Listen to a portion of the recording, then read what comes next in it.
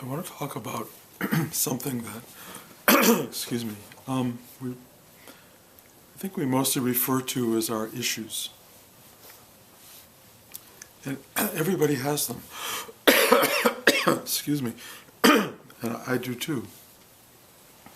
And those issues are often centered way, way back in our lives. Some evolve later on, but some go back into the beginning.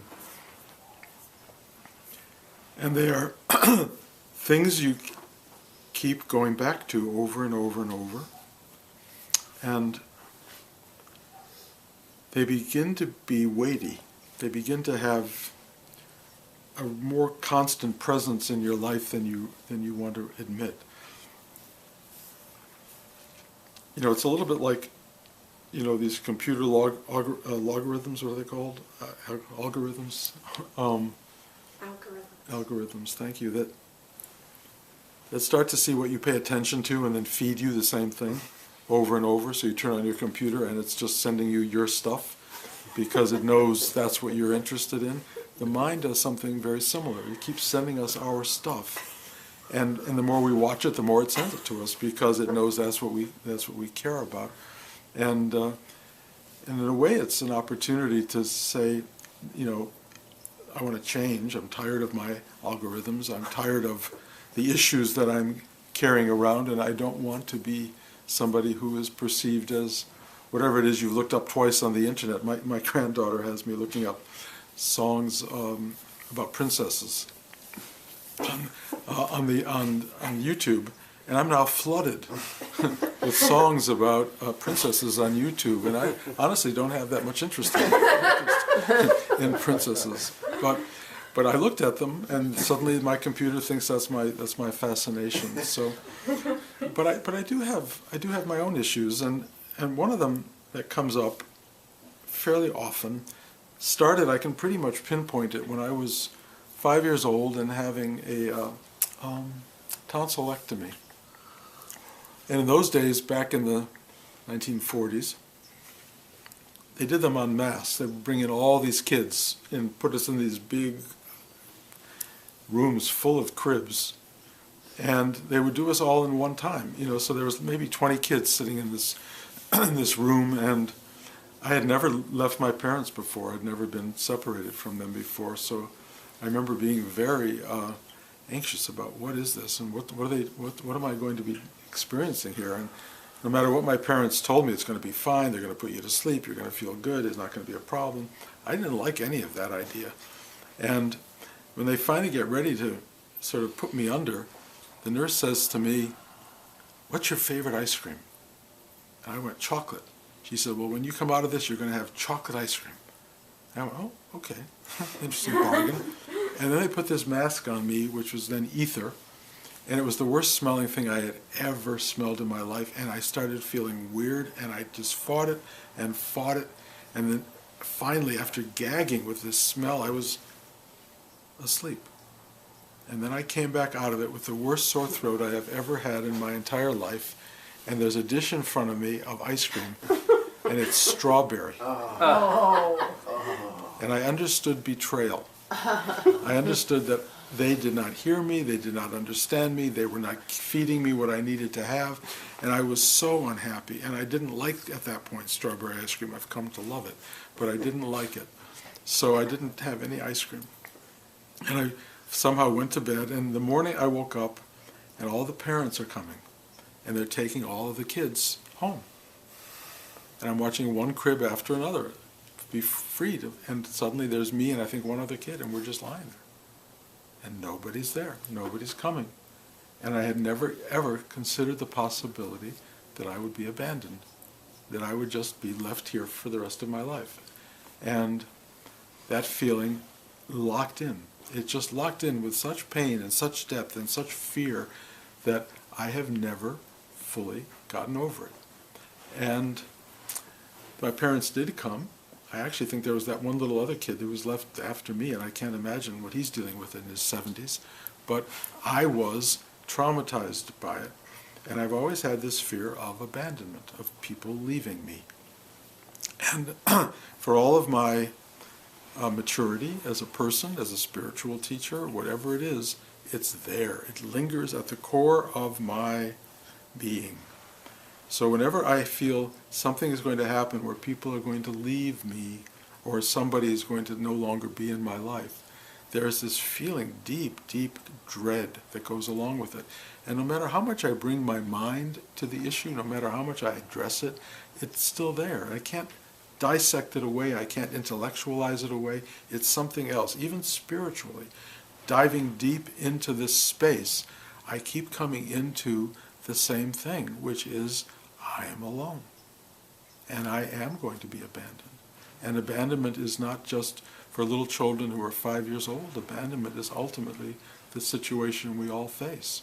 And that aloneness and fear of being alone are primary ingredients.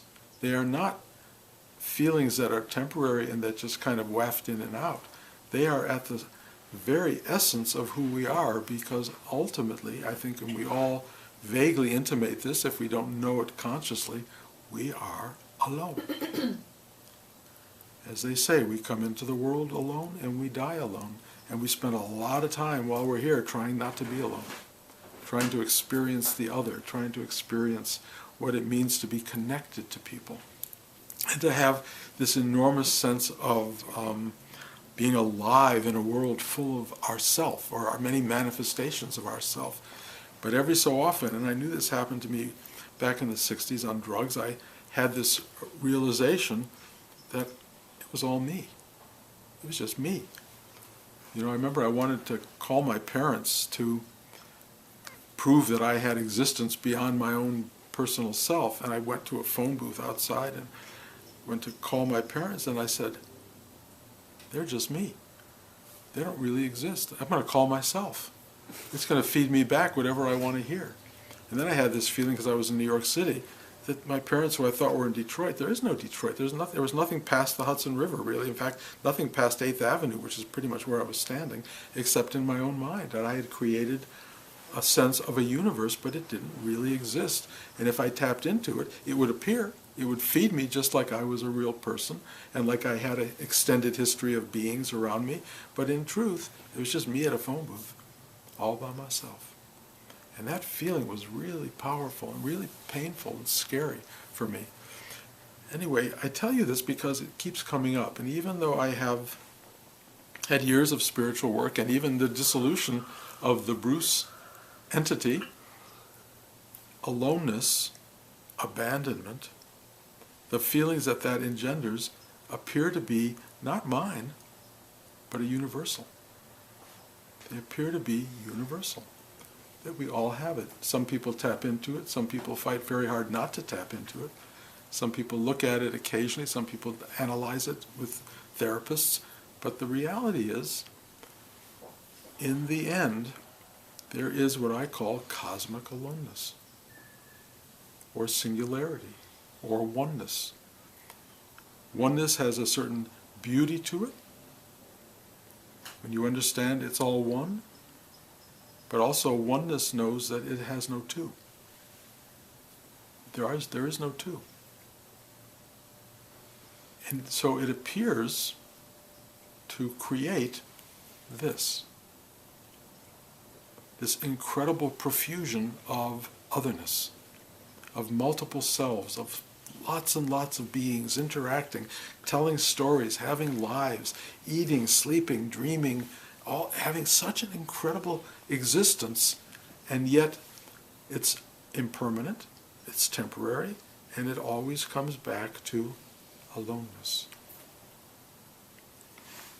You can perceive aloneness as emptiness, and you can also perceive it as fullness. Two polarities of the same experience.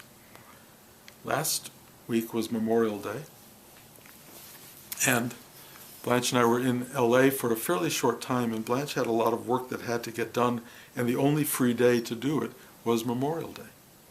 And her assistant, who doesn't like holidays, came over to the house, and they worked all day long, the entire day. And I am thinking, wow, this is a bummer. This is Memorial Day, it's a holiday. we're supposed to do what we do every Memorial Day, which is usually fill our lives with people we love.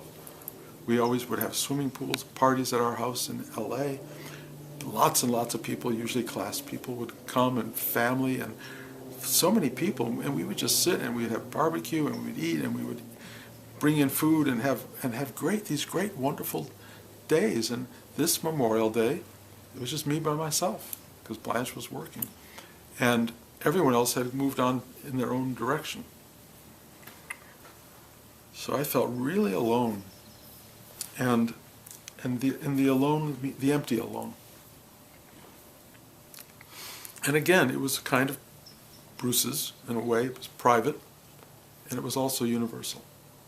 It was, this is what it feels like for multiples of people who do not have connection, who do not have multiples of people in their lives, who don't have love, who don't have anyone to celebrate. It was like that kind of feeling that was filling the atmosphere I was in.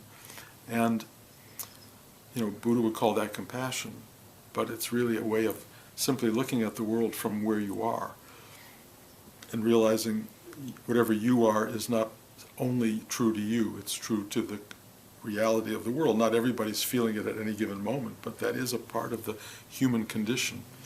So I tried to figure out what am I going to do to deal with this kind of sad, alone, abandoned feeling. And I said, well, I'll just go for a walk, which is what I've been doing, as you probably all know who listen to me. I walk a lot now. And I can show you my feet to show you. They're full of bunions and scabs. And the feet are hurting, but I'm walking like mad. And I'm really loving my walks. They're wonderful, really wonderful. And so I walked outside, and it's not unlike this idea of walking meditation, where rather than sit still and get very quiet, I just go out and move and get very quiet. And I started moving, and I felt this feeling in me, this sadness and this aloneness, and I decided to be with it. Just enjoy it. And appreciate it. And all of a sudden, this thing happened. First of all, a butterfly flew by. And it was so beautiful. And I was so grateful for that butterfly. And I kind of said hello to it. And then, as I've been describing in some of my walks, the flowers that are blooming everywhere right now are like, they're so exquisite, and they were like blooming for me. And I was greeting the flowers, and trust me, they were greeting me. It was like I was an insect being attracted to this incredible thing that I wanted to pollinate. Everything was beautiful around me, just beautiful. And I was just filled with the beauty. And then I started feeling this love. And this incredible love started to go out, and it started to touch everyone I knew, one after another, and I started just inviting them in. And I started to have this unbelievable Memorial Day party in my heart. It was like nothing I had ever quite experienced. Everybody came, including all of you, just so you know. You were all there. And it was on and on. It was big. It was huge. I was so happily connected to so many people. And then the dead ones came.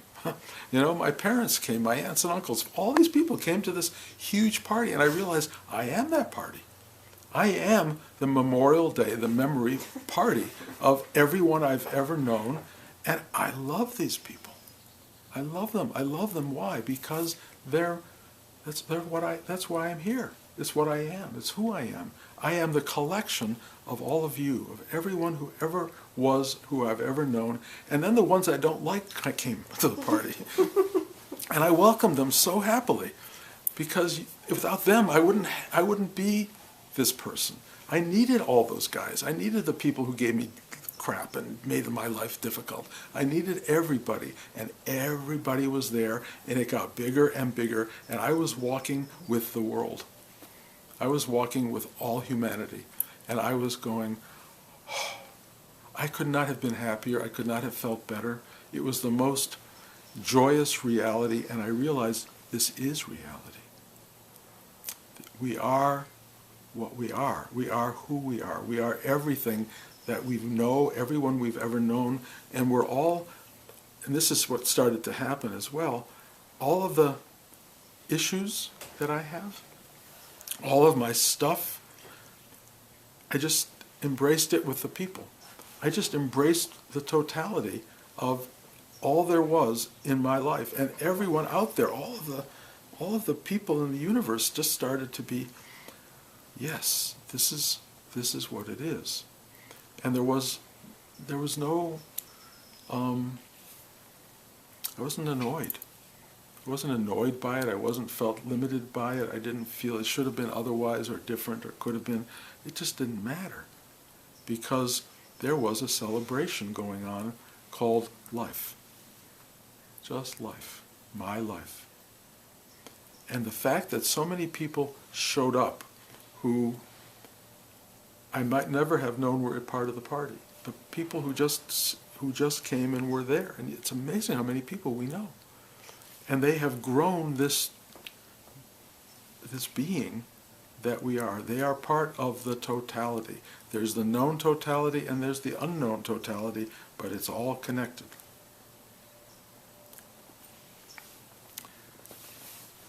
That's how I dealt with that issue. And it was a wonderful resolution. Now, as life goes on, I decided it's Memorial Day, I'm getting hot dogs. I wanted hot dogs for Memorial Day. And the best hot dogs in the world are at Brent's Hot Dogs, Brent's Deli in Northridge. I've never had better hot dogs, and I decided to drive over there because it's a good distance. And I get there to get my hot dogs, it's closed.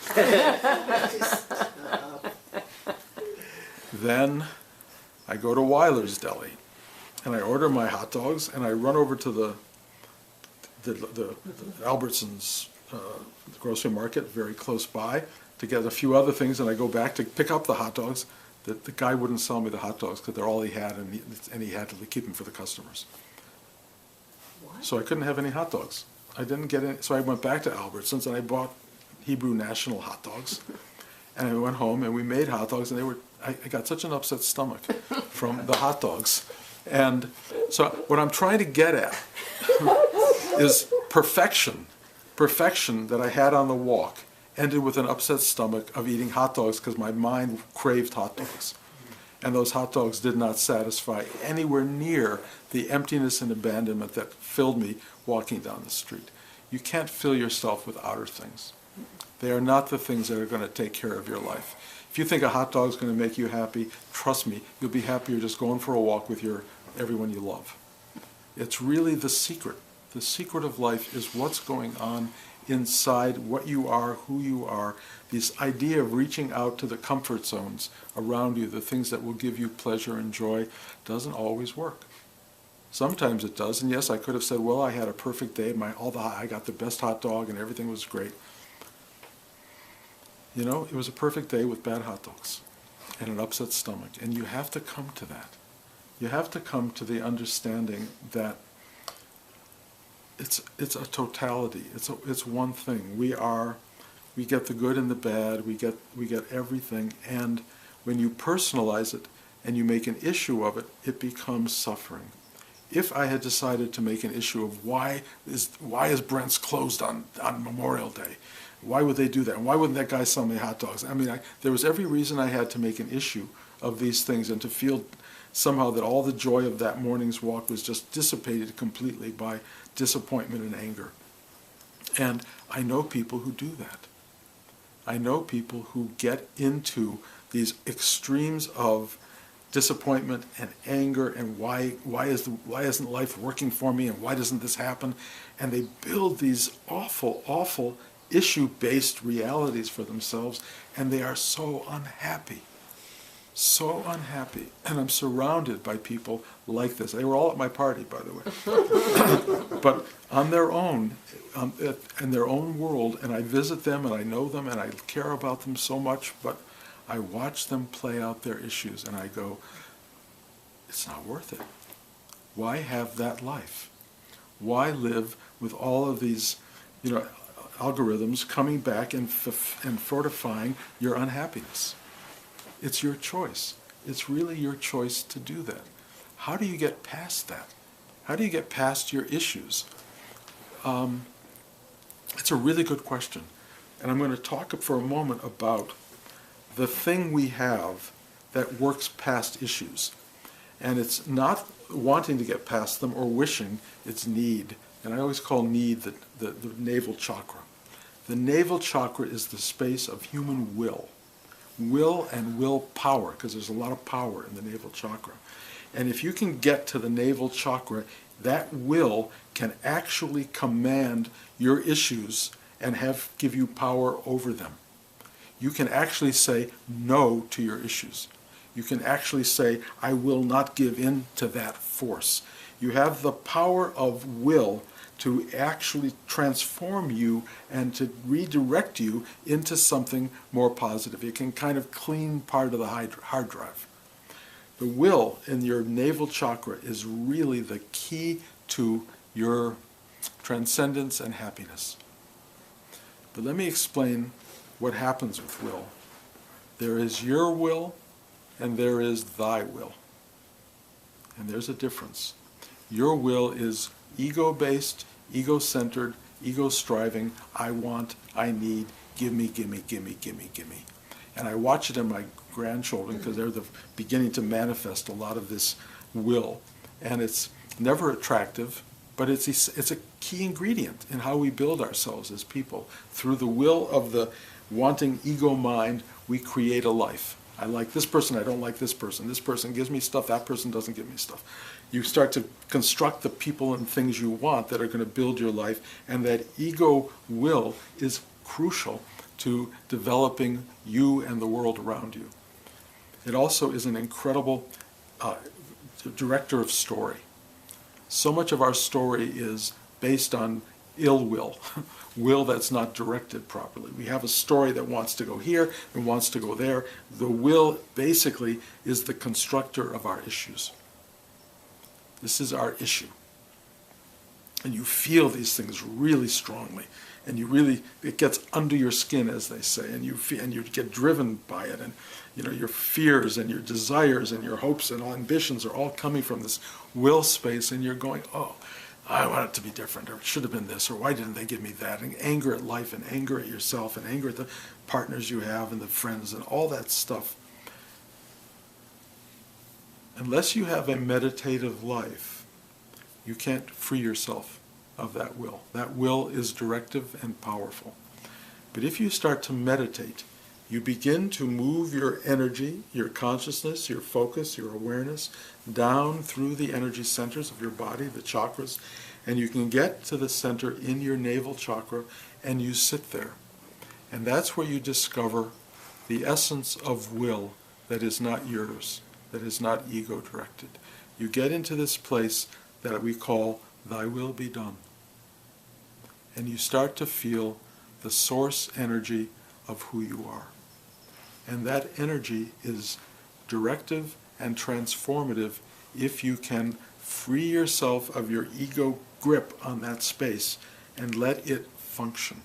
Let it direct you. Let it speak through you and for you. It is so powerful, and it reprograms you. It redirects your being. It allows you to see your issues and say no to them.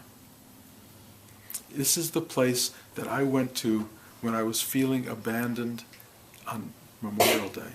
I went into my navel chakra, and it filled me. It filled me with a new energy.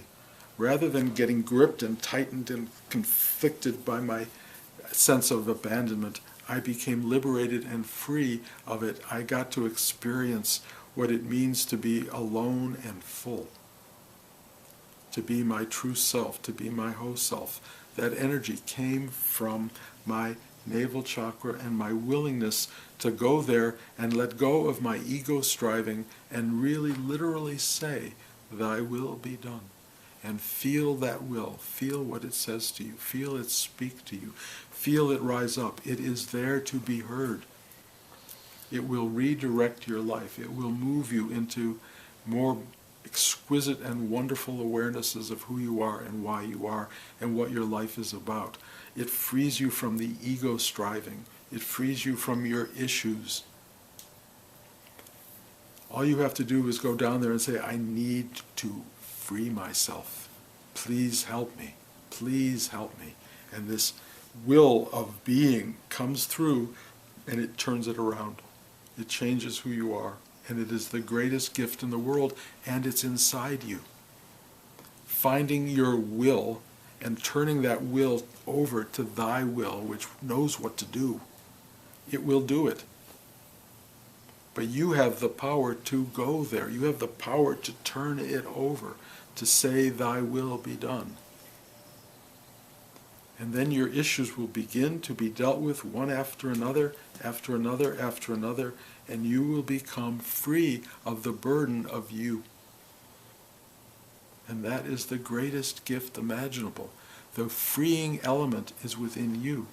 It's not going to be in someone else. You can go to therapists and doctors and drugs and alcohol and God knows what else to free you. That stuff doesn't work because it's outside you. It's like hot dogs that don't work. You know, the thing that's going to work is the thing within you that absolutely nurtures and liberates. And you have the power. You have it. Nobody else has it. Not for you. The only thing you can do is listen to somebody like me talk about it. That's good, you know, on some level, because maybe it will stimulate you going there. And one of the best ways to go, sit still, you know, stop, sit, stay, stop, get quiet, go down into these centers, these chakras, try to get to the will center. I mean, it's very accessible, it's very sensory. This chakra feels, it's unbelievable. I talk about the G-spots in the chakras, you know.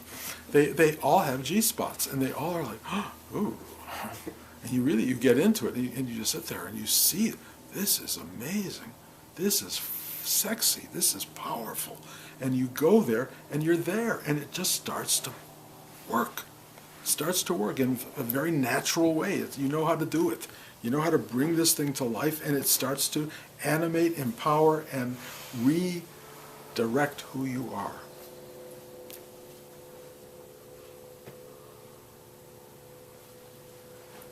That's how we deal with issues. And if you don't do it, the issues will deal with you. If you want to be dealt with, God bless. You can do it.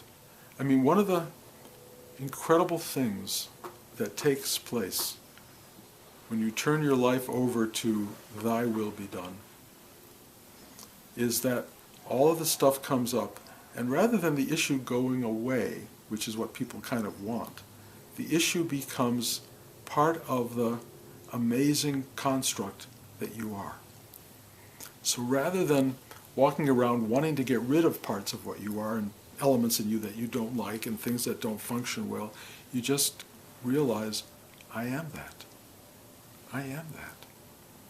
And if you fall in love with who you are, which hopefully will happen, if you start to love what your being is, you will take the whole package. You will take the totality. You'll take all your stupid stuff. You'll take the bad hot dogs. You'll take people who treat you badly. You know, the fact that your computer's not working. You'll take all of this stuff, and rather than turn it into tragedy and misery and issues, you'll go, okay. And you will find a way to embrace you. And embracing you is the greatest gift that a spiritual life or a spiritual practice can give. You finally go, okay.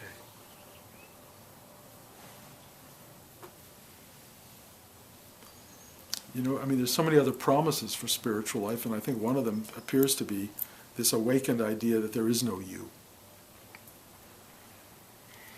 And a lot of non-dualists, and I guess I am one, wants to talk about how there is no you, but there is a you.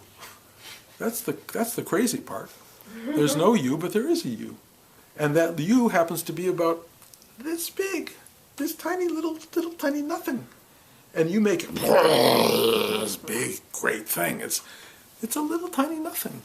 But it is completely and absolutely connected to the you beyond. The no you does not diminish or get rid of the individual little piece of you. It exposes you to the totality of what you are. that changes the equation. That changes everything. It doesn't mean you don't have any issues. It just means those issues are in amazing perspective. Your little personal issues of abandonment, when you understand you are one with the universe, they don't go anywhere. They just don't have the same perspective. It's different. You can suddenly live a life knowing, one, you're like everybody else. We all have the same stuff, that we're all human, we're all scared to death on one level, and yet we're all, without knowing it, deeply connected to the infinite and the eternal, and the journey into that knowledge is what we're here for. And when you start to discover who you truly are, all of this will be worth it. And at that point, you will be grateful for every molecule of your being, every part of your story, everything that ever happened to you. It will all be, wow, what an amazing experience, this life, this aliveness, this being alive.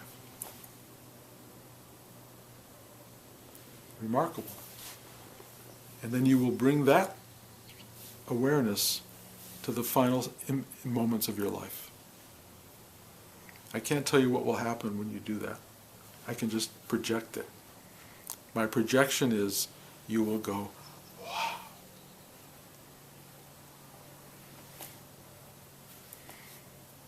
Any questions?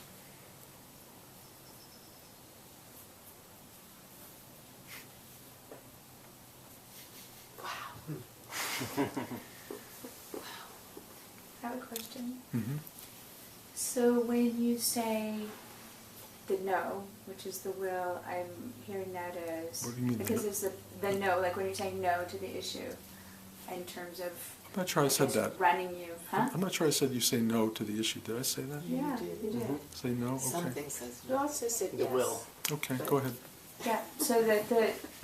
Don't listen to anything I Well, say. and the way I'm hearing it is, or the way it's translating to me is that no, or it's like a moment of disidentification, like not totally just going with it in your usual pattern of activity and reactivity and how you would act it out, as opposed to like stopping and just at the same time allowing. That's, So- I mean, I think Yes. what other teachers would say, and I think this is the right answer, by seeing the old pattern and the reactivity, if you will, and bringing your attention there and surrounding it with awareness or the word presence, changes the dynamic of it. Because it's not operating out of instinct and out of habit. It's operating out of a new awareness. And it changes how it operates. It's like it doesn't take hold in the same way. It's there, but you're suddenly really interacting with it with a great deal of conscious presence. And that dynamic changes it. Yeah, so the no is basically equivalent to disrupting the usual. Yes, in a sense, yeah. I mean, it's funny that I don't remember saying the no, but the no element would be thy will, a larger will, coming into the equation and saying, I can do this. This is right. I mean, an example. I talk a lot about discipline. Discipline is really a kind of use of the will. And whenever I used to go swimming a lot. And every morning to go swimming, I would have to get up, and I could have said, do I want to go swimming today or not go swimming today? If I had given myself that choice, I would never have gone swimming, because I always had a reason not to go first thing in the morning. So I turned it into what I call discipline. Discipline is an act of will. It is, I will not think about this, it's what I do. And that's what got me to the pool regularly. It's what gets me out to walk. I walk every day now. I'm doing like everybody in the world. There are 10,000 steps, and I'm trying to get to 15 more. I'm really working this on some level because I'm finding it very nurturing. But if I think about it every day, then I'm tired or whatever. Now what I do is, I'm tired, I'm going to walk. Or, I'm hungry, I'm going to walk. it's like a different switching mechanism that turns the very thing that gave me free will into thy will, because that thy will maybe not truly, I don't know if the universe cares if I walk, but on some level it really does. It cares that I have a discipline and that I'm exhibiting this will, and this will supersedes my ego-minded pleasure-pain principle, which would almost always go for pleasure and ease and comfort and all that stuff that, basically, gets me in trouble as a person. Because I could literally go my entire life and never walk. One of the first things I realized when I got my little, my iPhone, but like a Fitbit, is before I realized that it had a program measuring my walking, I hardly walked. And when I looked at it one day and I said, oh my God, this is measuring my exercise, I was doing, 2,000 steps a day or something like that. I was so humiliated by my own lack of effort in exercise. I said, I got to start walking. And that was hard. It was much harder than I thought, especially we have hills here, so it makes it more difficult. But that walking became, this thing kept me accountable. Yes, it's an external thing, and yes, I came at it through a lot of other issues. Having a stent put in my heart made me feel, oh, this is probably a good thing I should be doing. All of that stuff worked together to make a disciplined reaction to life that is very healthy and very positive. We can change our issues, the issues of, I don't want to, I'm tired, I want to do this, I want to do that. You start to react differently to life. You start to be moved by these forces, and they're very powerful, and they reward you by letting a butterfly fly by or seeing a flower that you never would have seen. It's remarkable. So we have the power to, in your terms, in my terms, say no to a laziness, a will that wants to avoid, that wants to keep comfortable. We can say no to that and go deeper. And on that level, it becomes a kind of yes. Well, that is the reason why because I was hearing both, and the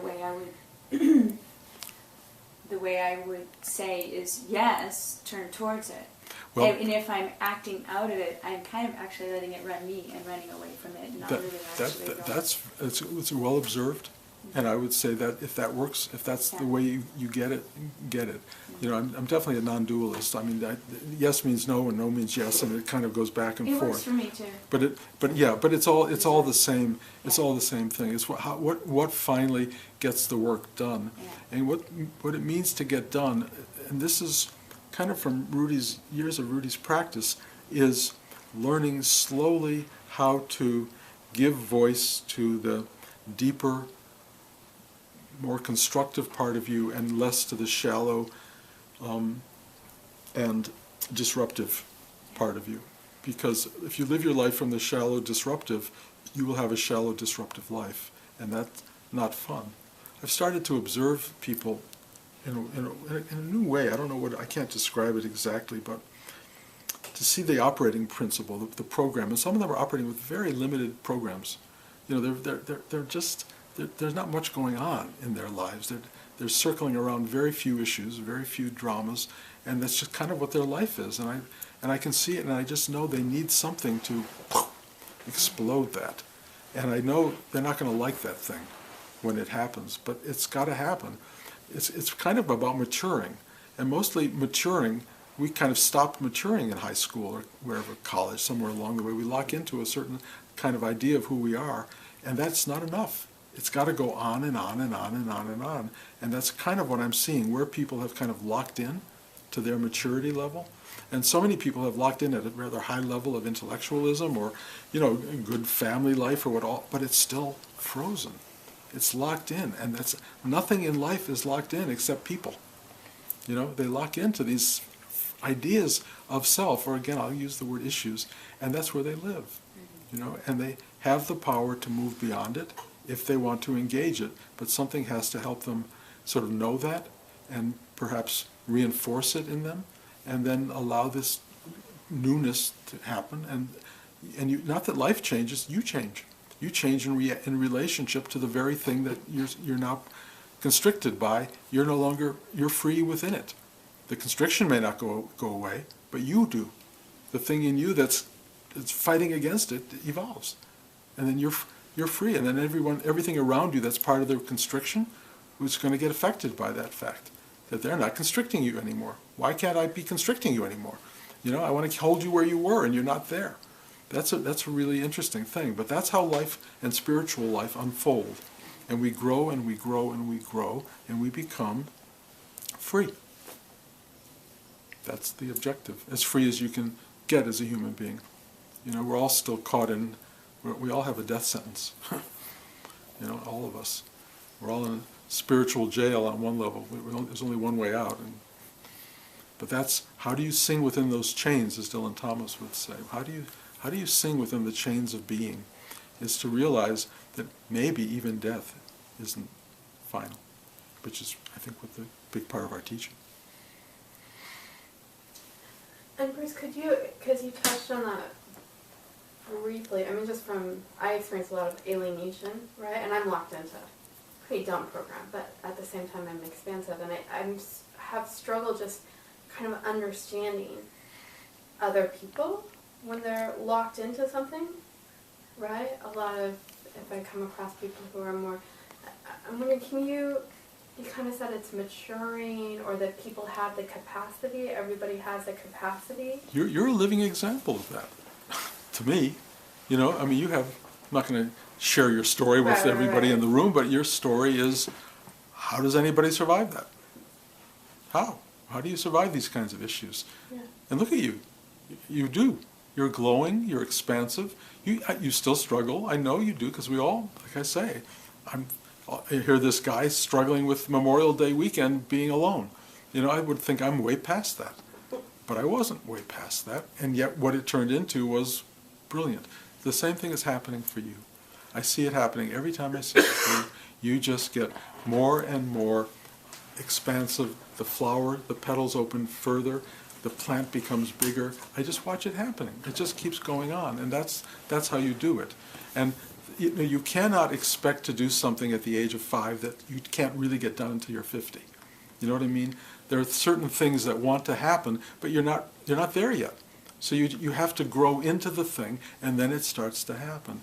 And for me, one of the incredible things that's going on is that this awakening thing is maturing. It's flowering into more and more and more. I didn't know it did that. I actually thought you awakened, done, you're finished. You did it. You realize there is no you, there's nothing, you're just blah, blah, blah, whatever that stuff is. Then I realized this is the beginning of another journey. But it's not the journey of the Bruce character, it just is the journey that we are all on. And it's a greater and greater and greater clarity and perspective and expansiveness of vision that is amazing. I mean, like I say, it continues to amaze. And that's how it works. And it's just sad because most people are caught up in such limited daily stuff that they don't even get to go on that journey. That's the real journey. The real journey of life is to get through you, which is just a stage of being, and go on to the next stage, which doesn't involve you at the center. And that's what we're all trying to do. And my job kind of here is to kind of push you guys a little, open certain things inside, help you find a way past being caught in stuff that doesn't have to hold you anymore. You can let it go. You really can. You have mechanisms, you have willpower, you have thy will, you have access to all of the universe's willingness to help you. Because trust me, the universe is here to help you. So let it do the work. Get out of your way. Get out of your own way. Free yourself from these stupid, crazy things that just keep locking you in, and freeing you maybe just accept that those things are there. Don't think you have to get rid of them, because sometimes that's the problem. You can't get rid of it. I can't get rid of abandonment issues. I just go, oh, that's abandonment issue. Oh, look what it did. It just, I was fearing abandonment today, and I got filled with more than I could ever dream of. That's kind of how it works. Accepting it, not running from it, not thinking you can change it. You can just allow it. It's very simple, but it's hard for the brain to wrap itself around it. The ego wants to hear this and do away with it, because the ego is trying to keep you separate, basically. So it's not going to work through the ego. It's only going to work through separating from the ego for enough time, which is maybe just 10 seconds, so that something else can happen. We do a breathing exercise. You hold your breath for 10 seconds. You ask inside for help to surrender. 10 seconds is enough. There you are. Oh my God. I'm not totally caught in me and my stuff. That's an amazing thing, not to be caught. And just for 10 seconds, that information is primary for the brain. You are free if you want. Anyone? Yeah, I had a dream last night about our work together. And so we were sitting together, me and you, and you were doing your magical thing with your hands. And basically there was, I feel really vulnerable talking about this. So there was, it's like you showed me that I was in like this triangulated love affair, like these two people were using my energy to like work out their issues, and you like took me out of the love, the triangle. And then I realized there's this woman that I dated that's been kind of in my field, and this morning in meditation, I'd let her kind of, or I've been looking at my issues more as like the powers or archetypes, not so much issues, but like, you know, imaginal powers that are working through me, you know, so I'm kind of giving them their due. And so I let it flow in front of, and like, what is this thing I feel in me, you know, that's related to this woman and the dream, and it flowed in front of me, and I saw that whatever weird archetype was coming through my father was having a relationship with whatever weird archetype was coming through her. And that was very instructive, and I realized, like, oh, and anyway, when you were doing your thing, I felt that whole part of me also kind of release, you know. But it was interesting, because I always felt like my father was like a latent homosexual, and when I was dating this woman, she would say to me, "Are you gay?" And I just don't experience myself that way. And then I would have dreams, like when I would sleep in the bed with her, of like making love to a man, which is not my common psychology. I was like, what is this? And then I realized like something in her was like dating something in my father. So bizarre. And they were having this whole thing, you know. It's funny, like these powers just, it's not, in some way I'm depersonalizing my psyche. It's not all about me. It's like there's these mysterious things going on, you know? It's really amazing. I totally buy that. There is mysterious stuff going on, and it is not about us. And the minute we make it about us, it gets really confusing. Yeah. Let this stuff pass through. It really is It's the like collective. This guy, when I look at this guy, he looks like kind of what's coming through my head. I realize that's what they mean by those powers. Like they worship those powers. Like it kind of looks like this weird underworld creature. Yeah, but then you can get into story value with all that, and it can limit you a lot. You have to find that power is a part of what you are, and let it break through all of the constriction, all of the crystallization that turns into interpretation, understanding, diagnosis, all of that stuff, because that's only the mind trying to take all of this extraordinary reality and understand it, hold it, figure it out, make it work. All of that stuff is probably going on some level, or could be. It's an interesting explanation. It's got a lot of complexity in it, and it's really great that you would expose it like that, because I think that's what goes on in people. We are such strange connections of energy and constrictions of energy, and yet we are free of all that. And the idea is, let it go. Whatever it is, your understanding is not going to make it better between you and that woman. It's not. It's only there's just stuff happening. Just go, yes, yes. This is. It's so hard to explain how infinite the universe is, and how can I say, the mixtures of energies that swirl through all of us. They're very complicated, and if we ever started to see all of them, we would run for the hills on some level. But if you get strong enough inside, you really will see all of them, and you will not run anywhere. You'll just go, oh, boy. And then you really feel for everybody who has no clue to what you're talking about. They're going through the same thing. They have no idea. We have such bizarre confluence of energies moving through us at any given time. Just let them go. Let them move on, because it's just stuff. And it may be really brilliant to understand who you are in a given sense at this moment, but 2 minutes later you're going to be somebody else. So let it go. Reed, did you have a question? Oh yeah, you started to talk about the connection between need and will, and I don't know if you. I'd like to know more about how need relates to will. for my own labeling purposes, I call wanting coming out of the third eye area, intellectual, wishes out of the heart, out of desire. The navel chakra is, I call need, when you need something rather than want or wish for something, and that need becomes an expression of how you function in the world. I need work.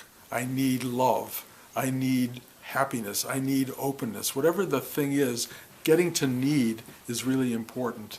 And because that allows for you to identify the thing that can be changed, and then will, because it comes from the same spot. The power to change, the power to engage the need is all in your belly area. It's fire in the belly. It makes things happen. It's the transformative energy. And so getting to need and then finding the will to address and engage need is crucial for the development of all people. Okay, I think that's enough.